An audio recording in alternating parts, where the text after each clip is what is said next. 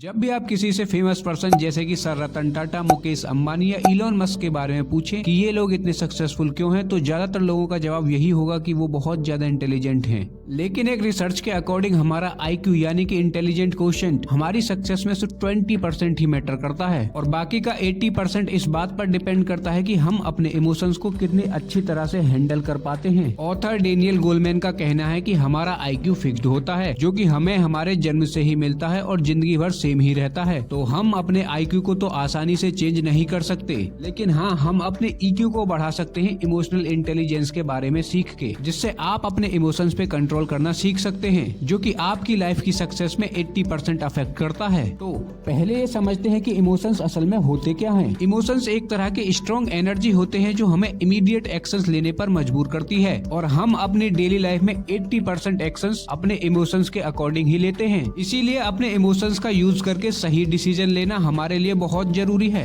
जो हम आज की वीडियो में डेनियल गोलमैन द्वारा लिखी गई बुक इमोशनल इंटेलिजेंस की मदद से सीखेंगे। Number 1, self awareness. Self awareness में हमें खुद को अच्छे से जानना है, अपने इमोशंस और अपने बिहेवियर को ऑब्जर्व करना है। ये हाई इंटेलिजेंस डेवलप करने के लिए सबसे पहला और इम्पोर्टेंट स्टेप है। हम किस तरह सोचते हैं, अपनी स्ट्रेंथ और वीकनेस के साथ कैसे डील करते हैं और इससे हमारे आसपास के लोगों पर क्या असर पड़ता है, हमें इन सभी बातों से अवेयर रहना चाहिए। हमारे इमोशंस ज्यादा टाइम तक सेम नहीं रहते। जैसे आपने भी नोटिस किया होगा, अगर आप किसी रीजन से खुश हैं तो आपका वो मूड हमेशा सेम नहीं रहेगा। ऐसे ही अगर आप दुखी हैं तो वो इमोशन भी कुछ टाइम में चेंज हो जाएगा। इसीलिए अपने इमोशंस को कंट्रोल करने से पहले हमें अच्छे से ऑब्जर्व करना होगा कि हम कब कैसा फील कर रहे हैं। अगर हमें गुस्सा आ रहा है तो उसे कंट्रोल करने के लिए सबसे पहले हमें ये एक्सेप्ट करना होगा कि मैं अभी गुस्से में हूँ, जिसे मुझे कंट्रोल करना है। इसे कहते हैं अपने इमोशंस को लेकर सेल्फ अवेयर हो जाना।